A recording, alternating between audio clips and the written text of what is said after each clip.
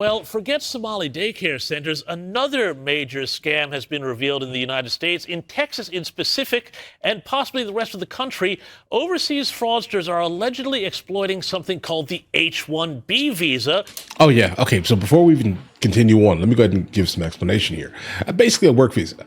Let's say you start a business or some type of LLC, S corp, etc., and that's your goal here.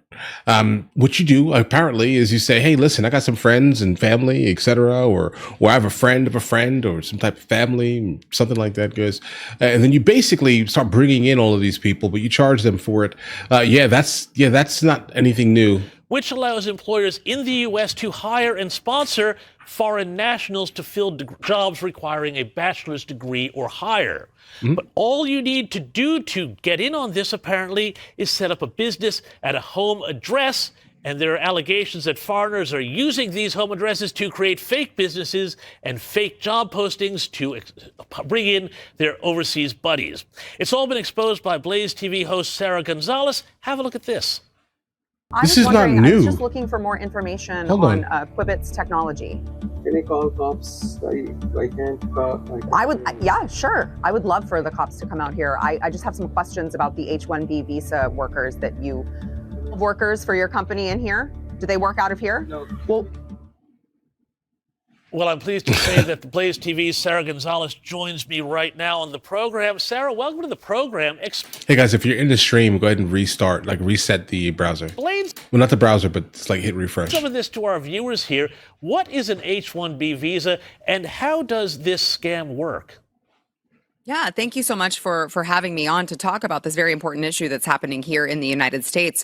So the H-1B visa was designed for people from certain other countries to come here to this country if they have a very special set of skills, like say, very, very highly developed, engineers, software engineers, very high tech, elevated senior management people. This was designed specifically for people with that unique skill set because the idea is, hey, we can't find American workers. We need to import these people to fill American jobs at high levels. But what's ended up happening is that this H-1B visa program that was intended for good is now, of course, being abused by people who want to bring their friends, their family, and by people who, in this particular man's case, I worry that he is what they call a body shop. So a body shop are people who act as consulting companies, bring in a bunch of H-1B workers and farm them out and take a portion of their money that they are making. It's a really, really nasty scam. But unfortunately, the fraud that we've uncovered is just the tip of the iceberg. We started finding so much information here in the state of Texas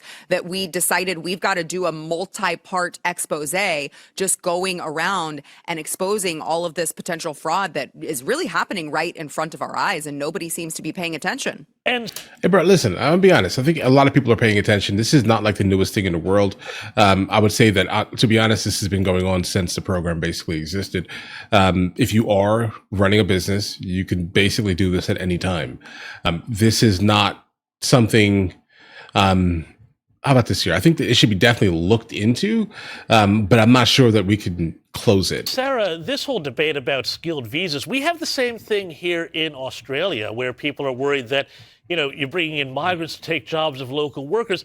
I have heard that these H-1B visas have been devastating to people who, say, have computer science degrees and things of that nature. Oh, yeah. Undercut by foreign workers, and corporations absolutely love these things.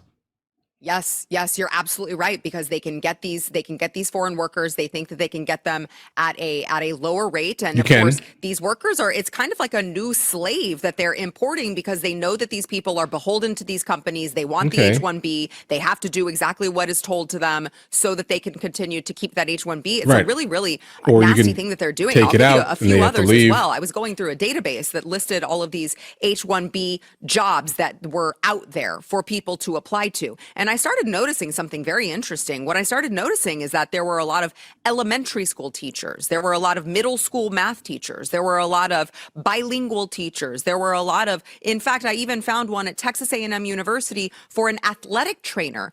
I refuse to believe that we don't have Americans that are able to fill these jobs. It's these people that are exploiting the system. They're abusing the system. And as you pointed out, there are a lot of people in computer science that are very upset. We set up an email address address for people to send tips to. And we started receiving a flood of tips that were coming into our email address. And people were saying the same story time and time again. I am a computer software programmer, and I found myself without work because there was an Indian in management who came over and brought over all of their Indian friends, and they refused to hire anyone else who was not Indian or came from India. I received time and time again, story after story after story. It's a huge problem in this country. And I have to wonder what the folks over at the center, you know, the USCIS for Immigration Services, I have to wonder what they're doing. Well, I mean, Sarah, they're doing their job, unfortunately, or fortunately. But the problem is that there are people who are definitely taking advantage of it, and they're not suspecting that, you know, gigantic corporations or people who are running LLCs, you know, that have gotten to the point, or that point specifically in their life, are now going to attempt to undercut and undercut Americans. Basically, they're not expecting that. They're literally just doing the job that they were basically hired to do here. And if the person is basically you know, able and capable of specifically handling the job, then that's what they're doing here. But unfortunately, it is in fact undercutting Americans. I can imagine this here, right? Like, so again, guys, I live half the year in Spain, and I can definitely tell you that the education level in Spain, the average person is highly educated. I mean, for the most part, you can go to college for almost nothing, right? I mean, bachelor's for like what, $1,000 pretty much for the entirety of the your until you graduate, that type of thing here. So I can imagine that people. You have people that are highly educated in poor countries, and they're coming from, you know, these type of places. They're educated. They could definitely do the job, and they're going to be cheaper. And that's what most of these companies are basically taking advantage of. Is that an okay thing to do? No, right? I would say the only way we can kind of fix that is to either lower the cost of education in the United States of America, so people can actually meet the standard that the rest of the world kind of has in terms of education. Or something else, guys, because I mean, I really do not see that this is going to be something that changes pretty drastically. But yes, there's a wild amount of people who are taking advantage of this system here and definitely utilizing it as some type of like a slave labor type of scenario. This is a factual statement. it sounds like, to break it down, Two things can be quite simply, true. it sounds like everybody is getting a cut in this program except the American worker, who winds up getting the shaft. Yes, you're exactly right. You're absolutely exactly right. And as much as I support President Trump and his second term, and as much as I am so grateful to God that we are blessed with another term of President Trump, we need answers on this. We need a federal government that will take control of this. Many people who are outside this country see what's happening with illegal immigration, and they think, oh, well, they're taking care of it. They're taking care of the immigration problem. We don't have just an illegal immigration problem. We have a legal immigration problem. It has been heavily exploited, and it has been changing our communities, not for the better. So there is still a lot of work that needs to be done in rooting out all of these fraudulent visas and all of these fraudulent jobs and getting rid of them. But Sarah, there is so much to do in so little time, but there is a bit of good news here. I was struck by this story from the Council on Criminal Justice, which found that murders, and remember, murders are the hardest crime to not report. They're not like a car theft or a burglary. They found murders in the United States dropped more than 20% in 2025 from the year before. This is the single largest one-year drop on record, possibly the lowest murder rate in the U.S. since 1900. Does this vindicate this idea of going after criminal aliens who don't belong in the country? Is there a connection that we can draw between the active deportation of gang members and criminals and this drop in the American murder rate? She's going to say yes, but the answer is actually no. But hold on. Absolutely. Of course you can. I mean, it doesn't take a rocket scientist to understand that once you finally have law and order into this country, once you finally have a federal law enforcement agency that has been, of course, emboldened it's more by about that. Their executive, President Trump, to go out and fight crime and get rid of the bad guys. It's really that simple. We're getting rid of the bad guys. We are sending them back home. And not only are we sending the illegals back home, but again, President Trump has made very clear that we will have law and order back in this country. So whether that is ICE, whether that is DHS, whether that is the National Guard, who's going into places like Washington, D.C., who's going into these places with their local leaders who have decided to just completely abdicate their responsibility, President Trump has made it very clear that we will no longer tolerate the lawlessness and the vicious, violent criminals that were getting let out into our streets time and time again. So, I mean, there's... Okay, guys. Okay. I don't know who this person is, but I'm not sure I would like to have a conversation with her. I'm not sure I would. But here's the thing. I want to go ahead and point out a couple of things here. We can't just immediately blame that the drop in like actual extinction is exclusively due to like illegal immigrants. Are legal immigrants meant to be in this country? No, they can go. They should all leave, right? But we can't blame that on that. I do think that a good amount of like the National Guard placement and things like that, and like ICE agents and federal police being out there is all like what does it do to? How about this? What has been the result of that?